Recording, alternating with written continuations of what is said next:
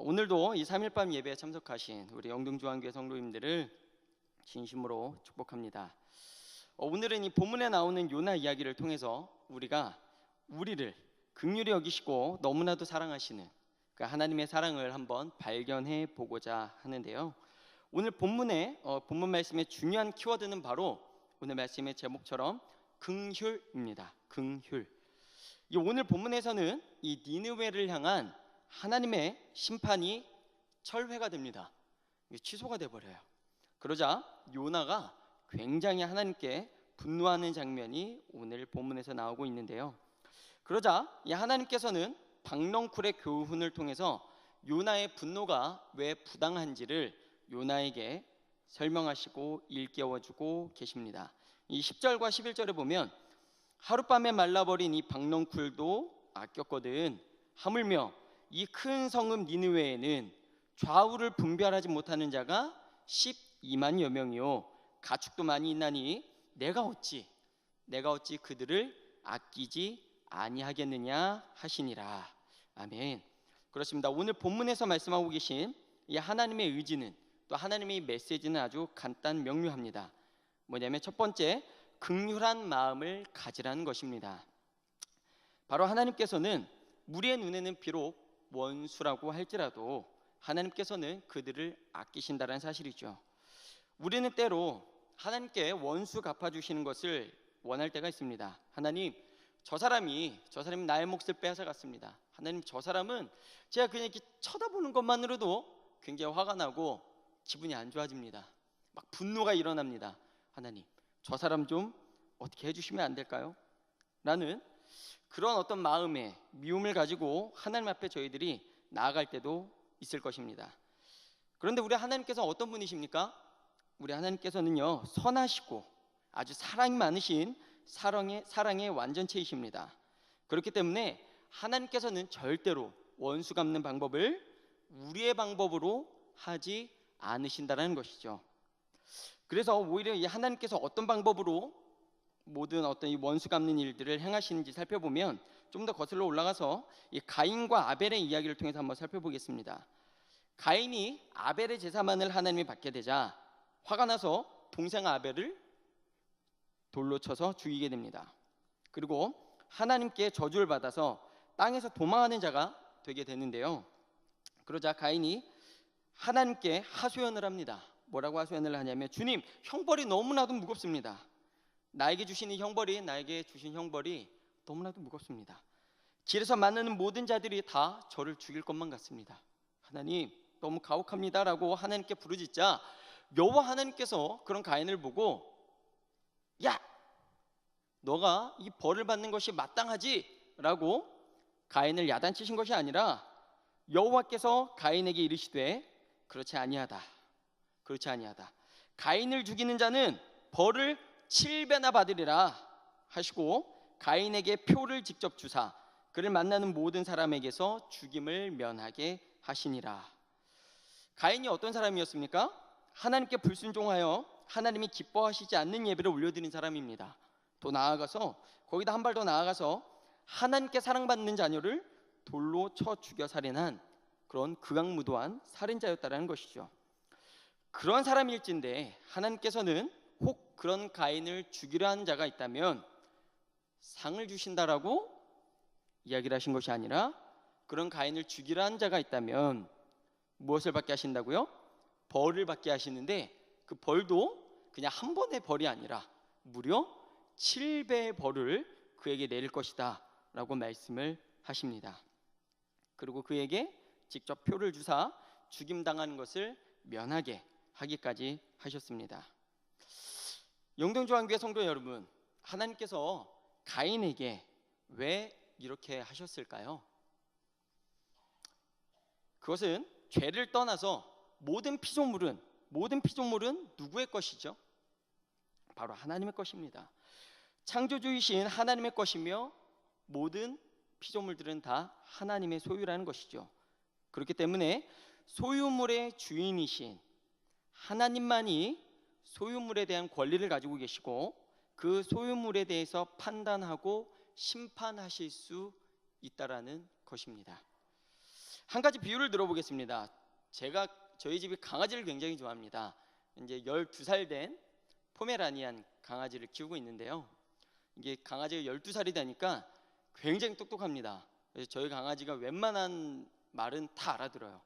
뭐 화장실에 가고 싶다, 내지는 이 매트를 좀 갈아달라 이러면 화장실 앞에 앉아 있습니다. 그러면 딱 가보면 진짜 이 그 대소변을 가리는 매트가 다 젖어 있고, 또 만약에 물 먹는 그 물그릇에 물이 다 떨어지면 정수기나 냉장고 앞에 가서 꼭 앉아 있습니다. 그러면 진짜 가보면 물이 정말 다 떨어져 있어요. 왜냐하면 물이 냉장고나 정수기에서 나온 걸 이 친구가 알고 있어서 물이 다 떨어지면 그 앞에 꼭 앉아 있어요. 그만큼 똑똑한 강아지인데요. 자랑 좀 했습니다. 네. 어떠한 사람이 집에서 애완견을 기르고 있습니다. 애완견을 기르고 있는데 집에 손님들이 많이 와 있었어요. 손님들이 많이 와 있다가 그렇게 한참 손님들과 주인이 연회를 즐기고 있는데 강아지가 갑자기 그 연회 식탁에 올라가서 난장판을 피우고 주인을 물기까지 했습니다. 그랬더니 여러분 어떻게 됐겠어요? 난리가 난 거죠. 손님 일은 아니 어디서 개가 사람을 물어 하고 당장에 된장 발라버려 막 이렇게 소리를 지르고요. 손님 이는 이 강아지 당장 갖다 버려라, 당장 갖다 버려, 주인의 은혜도 모르고 이 주인을 무는 이런 강아지는 키울 필요가 없다라고 여러 가지 처벌에 대한 이야기가 난무합니다. 하지만 그 애완견에 대한 처벌의 권리는 누구에게 있겠습니까? 바로 주인에게 있다는 것입니다. 마찬가지입니다.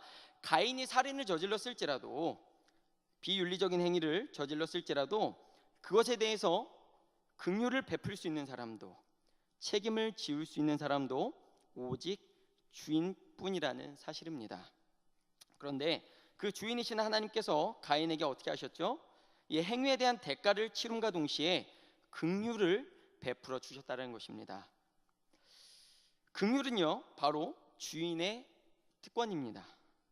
우리가 어떤 존재들이죠? 바로 이 땅의 창조주이신 하나님의 자녀들이면서 이 땅을 다스려갈 책임을 맡고 있는 청지기들이라는 사실입니다.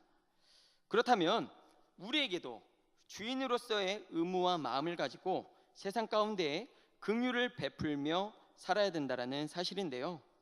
예수님께서 십자가에 달려 돌아가시기 전까지도 예수님이 십자가에서 무엇을 베푸셨죠? 긍휼을 베푸셨습니다. 누구에게요? 바로 강도에게 긍휼을 베풀어 주셨습니다. 세상적으로는 그가 심판을 받아서 십자가에 달렸지만 그는 하나님께, 예수님께 긍휼을 받아 함께 낙원에, 예수 그리스도와 함께 낙원에 거할 수 있는 긍휼함을 받게 되었죠. 이것이 바로 긍휼입니다.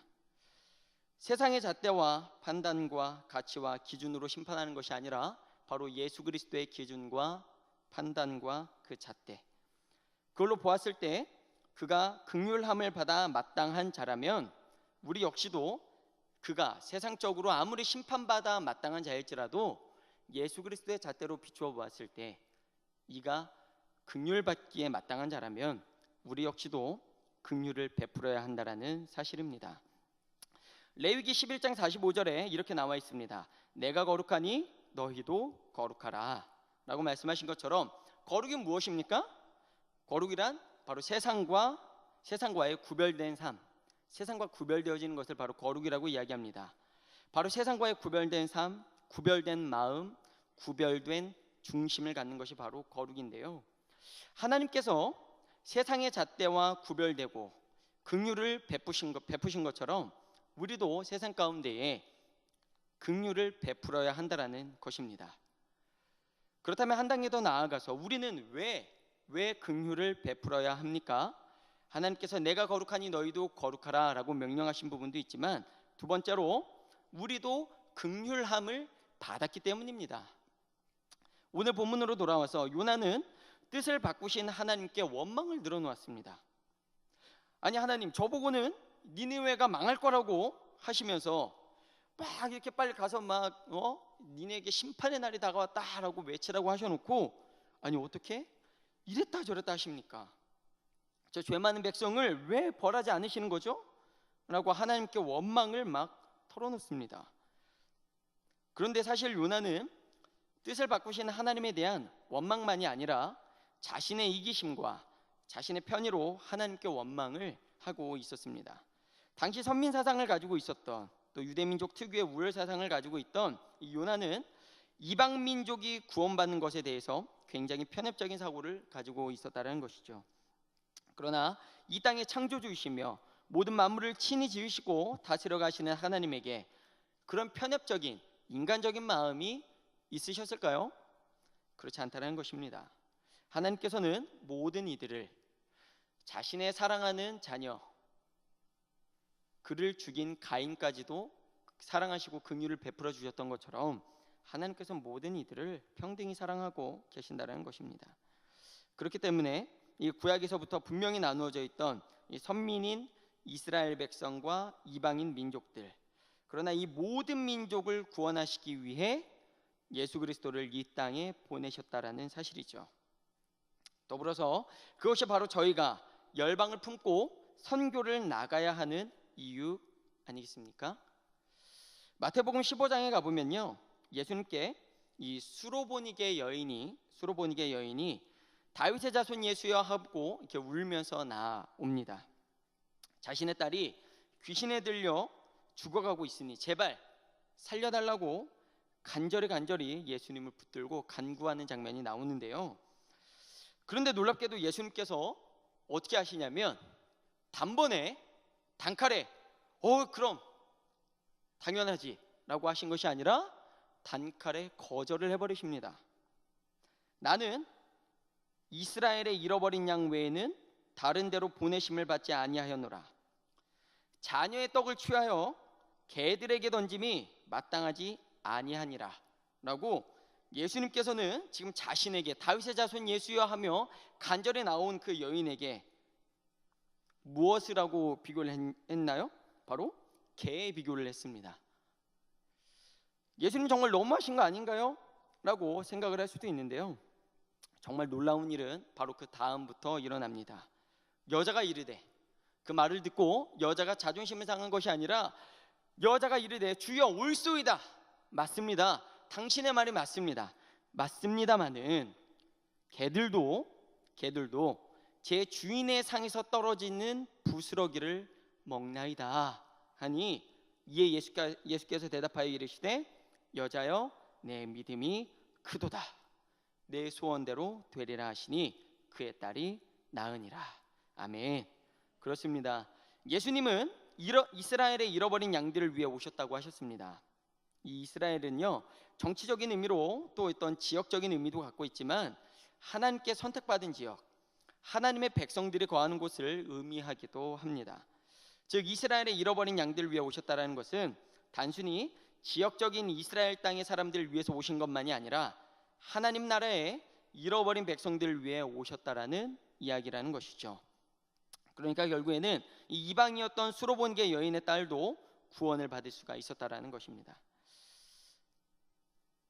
하나님이 원수 갚는 방법을 어떻게 하시는지 혹시 아십니까? 사실 저도 잘 모릅니다. 이걸 준비하면서 한번 생각을 해봤어요. 하나님은 원수를 어떻게 갚으시지? 라고 곰곰이 생각을 해봤는데 도저히 떠오르지가 않았습니다. 저도 때로는 사람이 미울 때가 있습니다. 당연한 거겠죠? 네, 저도 사람이 미울 때가 있습니다. 이 사람은 정말 어떻게 저러고도 잘 살 수 있지? 야, 어떻게 진짜 저런 사람이 저렇게 잘 먹고 잘 살지? 라고 저도 굉장히 막 뭔가 보면서 불만스러울 때가 많이 있어요. 그러면서 참 궁금합니다. 하나님, 저런 사람은 언제쯤 하나님을 믿게 되거나 아니면 지옥에 갈 텐데 저 사람의 말로가 참 궁금합니다. 하나님이 저 사람을 어떻게 벌하실지 막 이럴 때가 저도 사실 있습니다. 그런데요, 중요한 것은 그 사람을 처벌할 수 있는 능력도 권한도 사실 저에게는 없더라고요.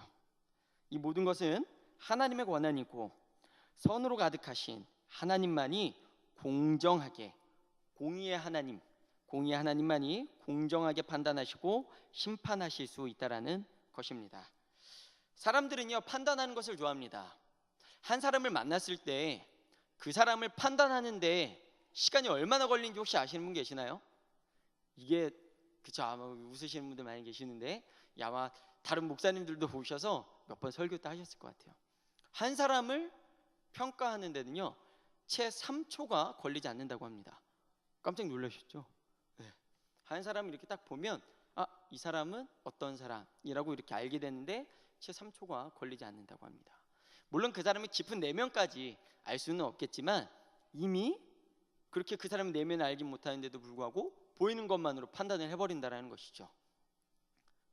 나필두 전도사님을 딱 보면 이분은 뭔가 밥을 많이 먹을 것 같아 라는 생각이 들 수 있고요. 그렇죠?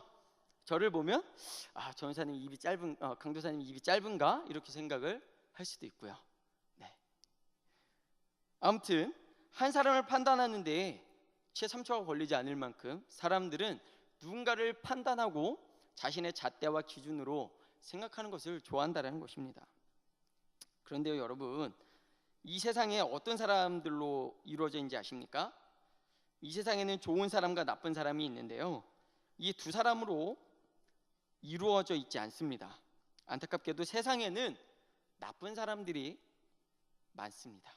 나쁜 사람들로 존재를 하고 그러한 세상을 위해서 유일하게 좋은 사람이신 예수 그리스도를 하나님께서 보내주셔서 이 땅에 나쁜 사람들이 많으니 너희는 이 좋은 사람을 보고 표본으로 삼아 이 좋은 사람처럼 이 사람을 따라서 살아가라 라고 가르쳐 주셨다는 사실이죠. 그렇기 때문에 우리는 누가 좋다 나쁘다 판단할 필요도 사실 판단할 수도 없습니다. 단지 사람은 믿을 바가 아니요 오직 사랑할 바라 말씀하신 것처럼 예수 그리스도를 따라 많은 이들을 사랑하고 품어주고 긍휼히 여기며 주님의 몸된 교회로서의 역할을 온전히 감당하는 영동중앙교회 성도님들이 되시기를 축복합니다. 이런 찬양이 있습니다. 그 사랑이라는 찬양인데요, 시작 부분에 아버지 사랑 내가 노래해 이런 찬양이 있어요. 아버지 은혜 내가 노래해. 2절에 가면 상한 갈대 꺾지 않으시는 꺼져가는 등불 끄지 않는 아버지 사랑 그 사랑, 바로 우리가 긍휼을 베풀어야 하는 이유입니다. 꺼져가는 등불이 있다면 그 꺼져가는 등불을 절대 끄지 않으시고, 또한 상한 갈대가 있다면 그것을 우리 같으면 어떻게 하겠어요? 상한 갈대가 있으면 꺾어버리겠죠. 보기 좋은 갈대들만 남겨두겠죠. 그러나 상한 갈대 절대 꺾지 않으시는 긍휼의 하나님, 꺼져가던 또 꺾여가던 우리들의 삶을 긍휼히 여겨주시고 오늘날 이 자리까지 나아오게 하신 그분의 사랑, 또한 주를 또 오늘을 또 제가 이번 한 주를 또 오늘을 하나님 앞에 구별되이 살지 못하였을지라도 또다시 우리를 사랑하셔서 이 자리까지 나아오게 하신 하나님 아버지의 그 사랑, 저희가 오늘도 하나님께 그 긍휼하심을 받았고 받은 그 긍휼을 오늘 저희가 지금 이 순간에도 입고 있고 우리가 그것을 베풀고 살아가야 하는데, 우리가 이미 하나님께 받은 이 긍휼을 베풀어야 할지 베풀지 말아야 할지 고민하는 것이 마땅할까요? 그렇지 않다라는 것입니다. 오늘 본문에서 요나는 하나님께 성을 내기까지 하면서 분노하면서까지 니느웨 백성들을 멸망시켜 달라고 떼를 쓰지만 여호와 하나님께서는 그들을 뭐라고 이야기하십니까? 귀하다 말씀하십니다. 이 정도면 아마도 우리 성도님께서 제가 무슨 얘기를 하려고 하는지 잘 아시리라 생각됩니다. 물론 우리 교회 성도님들 중에는 누가 망했으면 좋겠다, 망하게 해주시옵소서라고 마음 가운데 타인에 대한 어떤 악감정을 가지고 기도하시는 분들은 분명 없으리라 믿습니다. 또 마음 가운데 어떤 나쁜 감정을 기도에 실려보내고 계시지 않으리라 확신합니다. 오늘 하나님이 요나의 이야기를 통해서 우리 교회에 주시고자 하시는 교훈은 바로 긍휼입니다. 간단합니다. 긍휼입니다. 하나님도 알고 계셨습니다. 요나서 1장 시작을 보면 니느웨 그 백성들의 악독이 나에게까지 전달되었다, 내가 그들을 가만두지 않겠다라고 말씀을 하면서 이 요나서는 시작이 됩니다. 그러나 마지막에 어떻게 끝납니까? 그들은 좌우를 분별하지 못하는 자가 12만 명이고 가축들이 그렇게 많이 있다.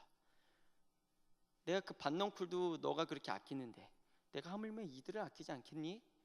라고 마음을 돌이키십니다. 왜 그들이 돌이켰을까요?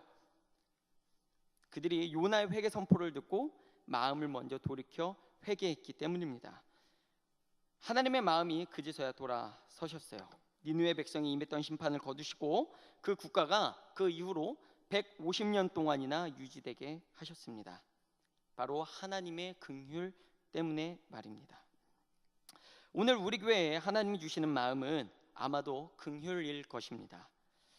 마태복음 5장 8복에 나오는 말씀, 긍휼히 여기는 자는 복이 있나니 그들이 긍휼히 여김을 받을 것임이요. 혹시 우리 마음 가운데에 원수되는 자가 있다면 그들을 긍휼히 여기시길 바랍니다. 그러면 분명 하나님께서도 그들보다도 우리를 먼저 긍휼히 여겨 주실 것이기 때문입니다. 제가 아직 교회 부임한 지 얼마 안 됐습니다. 이제 거의 3개월 정도 되어 갔는데요. 사실 제가 부임한 지 얼마 안 됐지만 그 어느 때보다도 우리 교회에 필요한 것은 바로 하나님의 긍휼이라는 생각이 많이 들더라고요. 여러분, 긍휼이라는 말을 다른 말로 이미 다 아셨겠지만 다른 말로 한 번 더 표현을 드리자면 긍휼은 사랑입니다. 사랑. 긍휼함을 받았다, 긍휼히 여김을 받았다, 긍휼히 여겨라라는 말은 누군가를 불쌍히 여겨라, 불쌍히 여김을 받았다라는 것이 아니라 그를 사랑해라, 그에게 사랑을 입었다라는 의미가 바로 이 긍휼입니다. 그럼 바꿔 말해서 마태복음 5장 말씀을 빗대어서 보자면 사랑, 누군가를 사랑하십시오. 그러면 하나님 아버지의 사랑을 우리가 도리어 받게 될 것입니다 라는 이야기죠.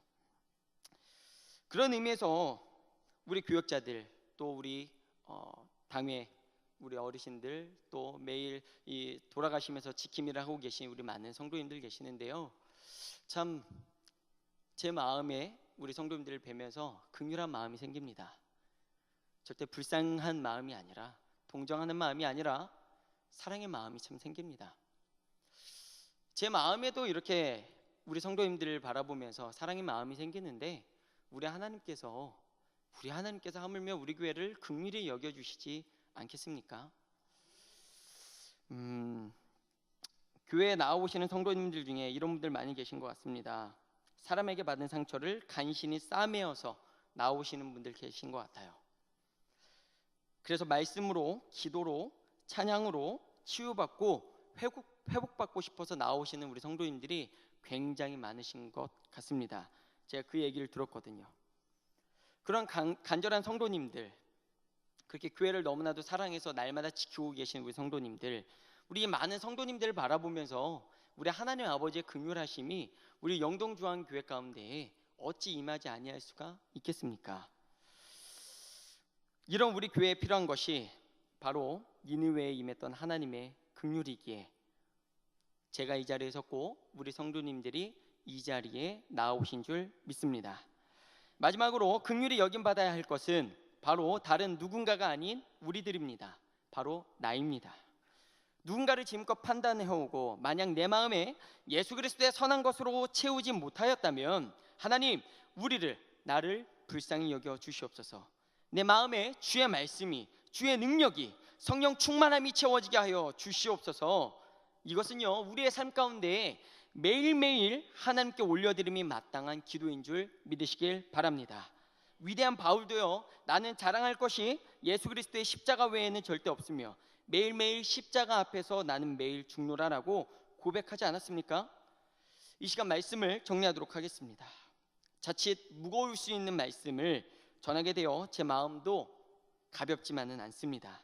그러나 예수님께서 제자들에게 말씀하시길 애통하는 자가 도리어 복이 있나니 위로를 받을 것이며 긍휼히 여기는 자가 도리어 복이 있나니 긍휼히 여김을 받을 것이라고 말씀하셨습니다. 우리 교회가 겪고 있는 우리 교회의 아픔, 우리의 괴로움, 우리의 혼란과 걱정, 근심, 주님께서는 모두 다 알고 계십니다. 이 상황에서 우리는 절대로 갈팡질팡해서는 안 됩니다. 말씀과 기도로, 예배로 우리의 마음을 다 잡아야 할 줄 믿습니다. 말씀 외에는, 기도 외에는, 주님께 긍휼히 여김을 받는 것 외에는 우리의 삶과 교회를 바로잡을 수 있는 방법은 없음을 믿으시길 바랍니다. 기뻐하고 즐거워하라. 하늘에서 너희의 상이 큼이라. 너희 전에 있던 선지자들도 이같이 박해하였느니라. 지금 당하는 고난과 잠깐의 괴로움을 이상히 여기지 마시고 도리어 기뻐하고 감사할 수 있는, 그러므로 말미암아 주님께 긍휼함을 받아 하나님께 큰 위로의 상급을 받으시는 우리 영동중앙교회 성도님들이 되시기를 축복합니다. 아멘.